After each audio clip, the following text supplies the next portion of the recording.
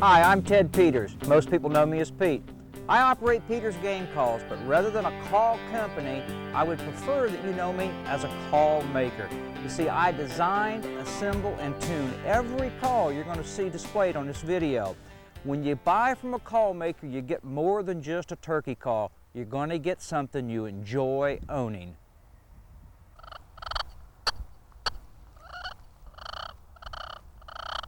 Pete's calls are deadly in the woods and the current dominant calls in competition. Pete feels his pots are acoustically superior. Acoustic superior pots play bolder and are very user-friendly. It's easy to sound great on a great call, and great calls start with great pots. What makes one pot better than another is acoustic efficiency.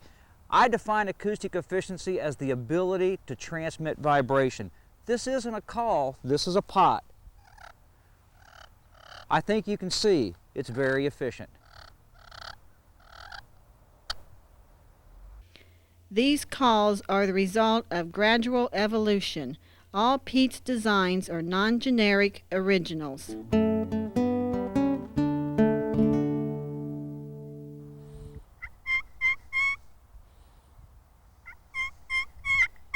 Sweet Lips Slate was first played in public by Steve Morgenstern. In that debut, he won the friction division of the U.S. Open. Sweet Lips is probably the most user-friendly, high-performance call available.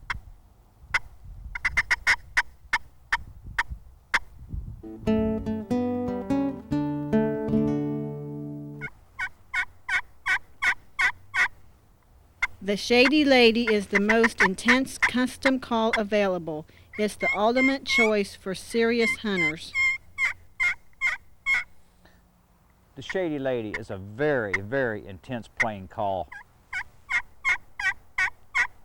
Hear the smack in that yelp?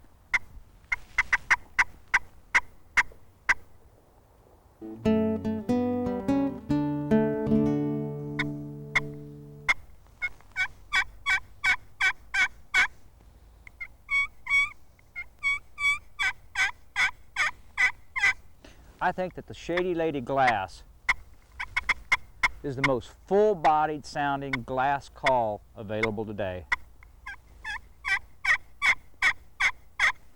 I'm very proud of both the Shady Lady Slate and glass. I think they stand alone at the top of this market.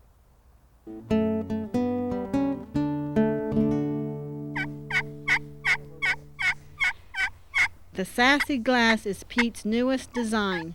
It's sure to be a favorite. The Sassy Glass is a very user-friendly, high-pitched call. This is a prototype. All that's left now is to do some artwork for the glass, and this call will be on the market in February of 1999. In 1993, Pete was the first call maker to introduce the flare-tip striker. If you own a dozen friction calls, the Lightning Strike will be your choice on at least 10. I feel a striker is half the call, and these strikers are the best that I've ever played. They're incredibly dense and perfectly balanced. The thin shank increases vibration, and the flare tip maximizes contact area on the playing surface. The birch striker plays clear. The oak striker plays a bit throatier, coarser sound. Pots and strikers are epoxy laminated and compressed to extreme density. They are very durable and stable. The calls are guaranteed against any glue failure for 36 months. I personalize, sign, and date my friction calls. They can also be inscribed for a special gift. Which is best for you is a personal choice.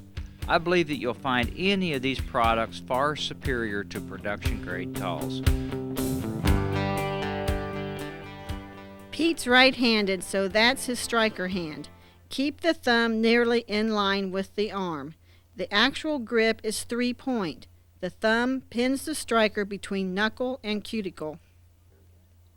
The call is held in the fingertips, allowing the cup to vibrate. Then take the call to the striker. The heel, ring, and pinky finger of the striker hand rest on the lip of the call. When both thumbs are pointing the same direction, you have a good grip. From this perspective, the angle is almost perpendicular. Avoid canting the striker. Here it's about 10 to 15 degrees. For the yelp, move the striker tip in a circular motion. There is no sound when the striker comes back, so leave it on the surface for a complete circle. Use a stirring motion. Avoid sweeping. Keep a relaxed grip. The call will play smoother. The cluck is like striking a match, but again, don't raise the stick. The cackle is a quick series of clucks.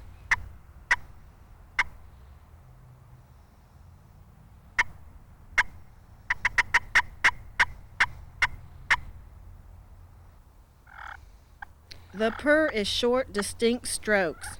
Pete likes to hold the call against his leg, suppressing some vibrations. For the key run, Pete drops his thumb and squeezes the striker. He inverts the loops for the key notes and then does the normal yelps.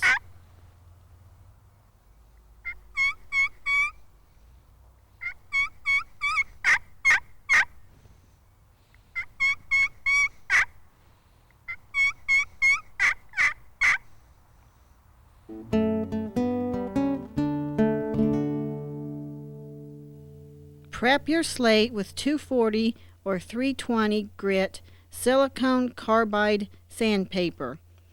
Touch up with Scotch-Brite. Clean your strikers with the same paper. Use a twisting motion to maintain the arch on the tip. An etching stone or 80 to 120 grit silicone carbide sandpaper is the best way to prep and maintain glass. Don't push too hard. Remember, it's glass.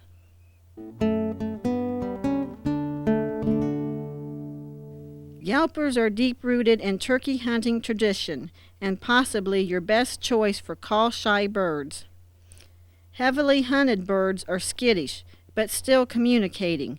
The pure tone of this call works beautifully.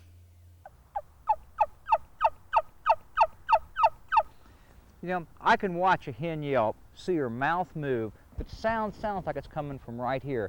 And that's because her vocal cords are in her neck. This call is about the same length as a hen's neck, and sound originates through the length of the call. I believe that's what gives this type of call such a pure tone.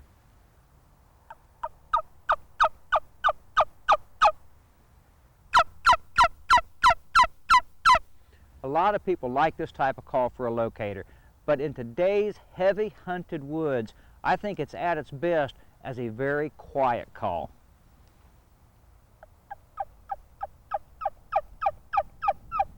If he's afraid of that, he ain't gonna mate. It's important that you get a good start with this type of call. You're gonna want to put your lips right up against the cork, down on the bone, and you're going to suck in real lightly and give it some gentle kisses. Now, it's called a suction yelper, but most people suck in way too hard. It's 90% lip action. If you can call a dog, here boy, you can use this type of call. Notice how relaxed Pete's face muscles are. Relaxing is the key to this call. Practice in front of a mirror if necessary, but relax. Suck in mostly with your lips. Spend the first couple hours of practice doing one yelp at a time. It's best to learn individual yelps, then learn the rhythm.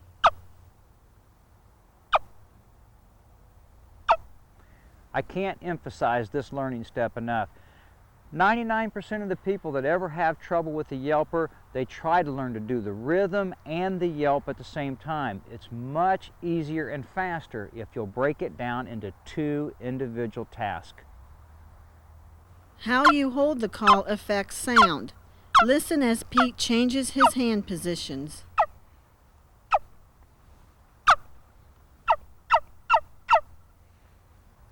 For the kiki run, you're going to want to tighten up your lips and suck in.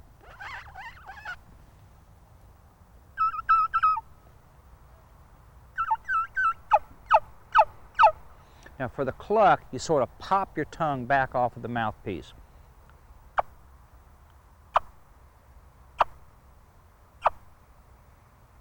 You know, for me, learning to use the yelper wasn't a chore. It was a pleasure. Not only has it made me a better hunter, but it's allowed me to share just a little bit more in turkey hunting tradition. Peter's Game Calls is a family business. Pete stays busy building the calls you've just seen and attending sports shows. I'm his wife, Natalie. I process orders and try to keep Pete in line. Repeat and Repeat, otherwise known as Mike and Danny, are vice presidents in charge of packaging. We want to thank all of you for your support and wish you safe and successful hunts.